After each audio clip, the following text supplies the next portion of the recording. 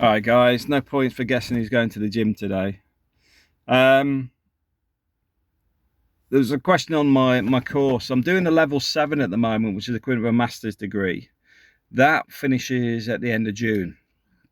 I've got like a 30-minute presentation and a 30-minute sort of review where they ask you questions on the stuff you've submitted for USS assignments previously. So I've got to prepare for that. One of the problems I have with it is quite simply is remembering what I was doing because when you set a criteria, because one of the things that I have work-wise is I'll absorb a lot of information that's short-term. So when I survey a building, I'll remember most of the building. I'll go in a plant room and I go, right, the boilers are on the left, water heaters on the right, the ideal max boilers, the water heaters are gas, the small wall hung units, along with the fact that the gas sniffers are incorrectly placed behind the units, not in front of the units, blah blah blah. I memorized the plant rooms, so I got into a habit of memorizing it, and once that project's finished, sort of dumping it and moving on to the next thing. So, like these assignments, I memorized them, went through them, got through the the document processing, and now I've come out the other side. I'm gonna have to sit there and fill my head with all the stuff again. Um, Not a biggie, but at the same time, it is a lot to absorb. And at the same time, write this other presentation piece, which even that is not a biggie because it's stuff I do on a daily basis anyway. But that gives me my level 7, which is equivalent to a master's degree. Come September, that I then drop into doing the MBA, using the credits from the level 7 to get me on that course, and that's already sort of geared up in the basis that I passed the assignment, which I do expect to pass, but I'm going to have to put some effort in. Um, but the but like I says, I slow things down a little bit at the minute because I'm reshuffling. So I've been engaging with a few people around business ideas. I've been talking to April about some of the stuff we were doing previously and starting to see how we can get that going again, and looking at ways to generate more income. Because long term, we're going through some major changes in Europe. And I expect we're going to end up with more people leaning on the workers to pay for the people that are too lazy to work or have nothing to offer. Um, so I need to see where that's going because I'll be perfectly blunt with you. I can avoid a lot of it by simply calling it a day and heading to the Middle East. I got a job offer through Hills. Hills, an agency out in I think Dubai, as a project director for a contract in Saudi Arabia. So the reality is the job offers are there. So if it becomes stupid, I'll just pull out. Same reason when I left the UK in 2007, the end of 2007, just before the economic collapse, I ended up working out in the Middle East with Carillion because Carillion had a lot of contracts out there, which let them ride out the economic turmoil in the UK. Now, if you know much about Carillion, you'll know they had a collapse, but the bits they don't really talk about is how the collapse come about and how the government stacked dud contracts. So what happens is, let's say you're taking on an MOJ contract, Ministry of Justice. So the Ministry of Justice have got soft services like the portering, cleaning, catering services, those sort of things. And they're near impossible to. This is an example, by the way. I'm not stating this as a fact.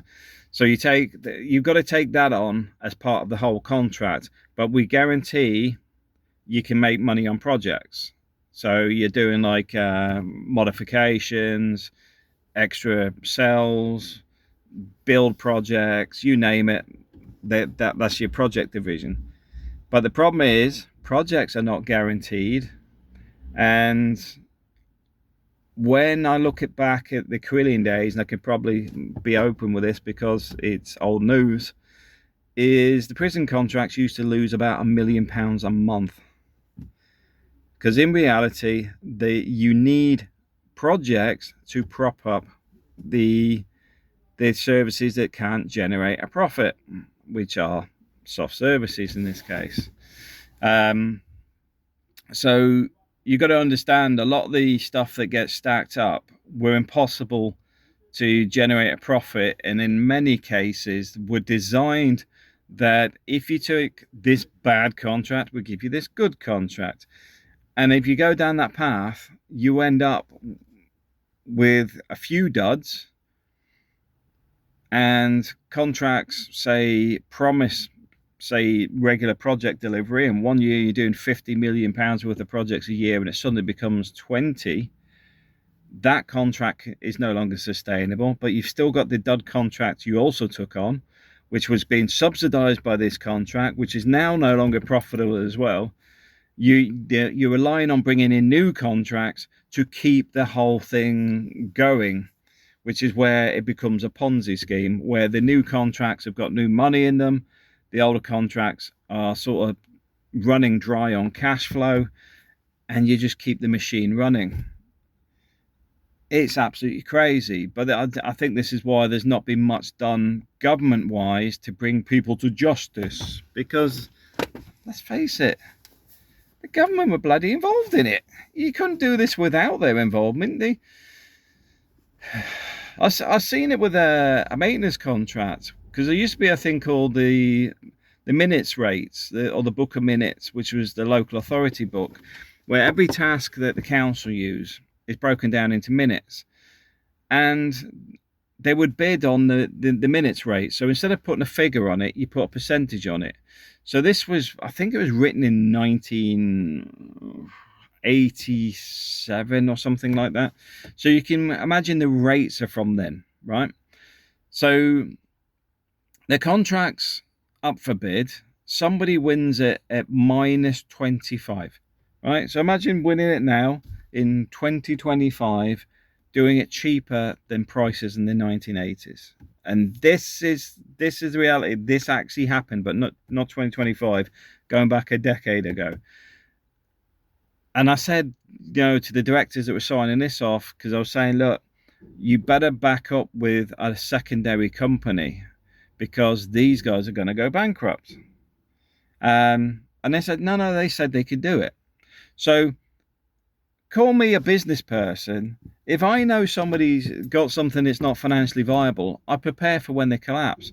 I may unethically let them destroy themselves and see that as a reward for me, because I keep my overheads down.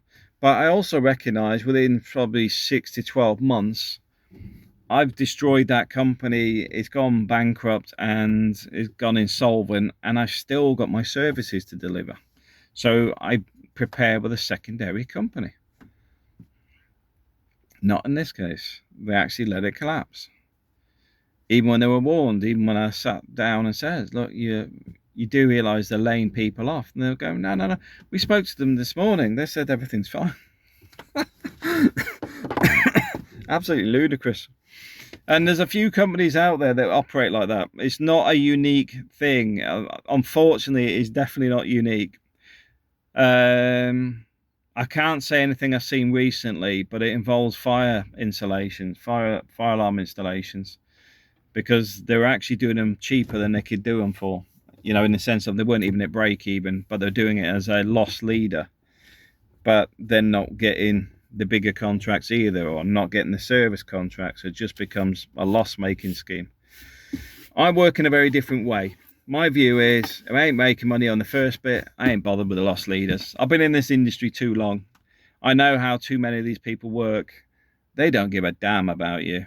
What they often look at is, I will give you the service contract, but But I think we need to prove that you can perform well, and then you'll get somebody talked into a not a contract, but an initial problem to solve.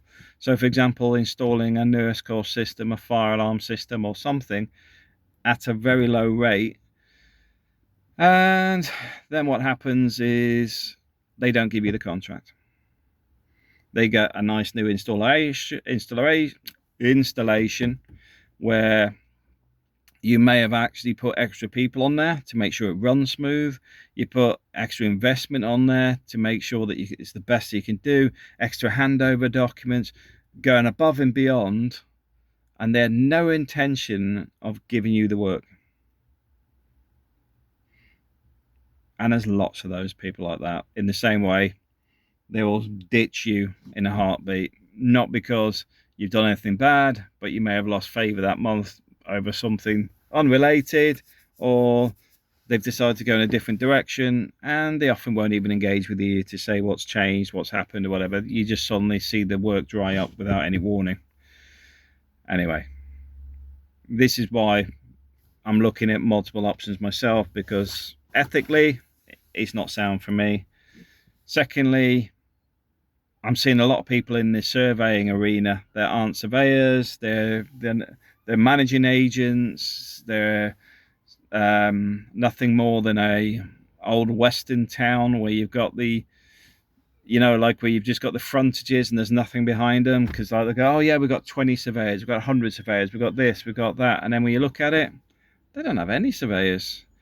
How do I know? Because I see the same faces regardless of which company they're working for. And one of the things I want to do is actually sort of evolve the industry. So what's this space? Let's see what happens next. I don't know if you can see, I've got a t-shirt, Fiddler. It's a band, by the way, nothing to do with child exploitation. They're like a punk band, which we're going to go and see in Madrid. See, I will say Manila, because you can tell I spent too much time in the Philippines. Go see them in Madrid. They're there with Iggy Pop. They're there with Kings of Leon, Weezer. And it's a 3-day festival, and I'm tempted to extend and buy another couple of tickets for another couple of days. I'll have a think about that. Either that or I go, I think it's Warner Brothers. We'll get the hotel next to Warner Brothers. So, because me and the boy are going to go to the music festival while the girls go to Warner Brothers. So I might extend that and just make a family holiday of it. Anyway, guys, that's my sort of mini update today. And I just want to, I'll keep updating these. I know I'm not getting many views, but the reason I put this is you can see a path evolving. You can see the direction of where my channel started and how things have sort of progressed, moving from the Philippines to Spain to working in the UK to, I'm not sure I put much stuff in the Middle East, because the thing is, they don't like you doing videos and photos there. But I got to experience and travel a lot. And now I'm starting to get into a space where I can see more opportunity to evolve that as well. So watch this space. Have a great Sunday. Happy Easter. Have a great Monday as well. If I don't do another video tomorrow, but guess what? I'm probably going to be at the gym.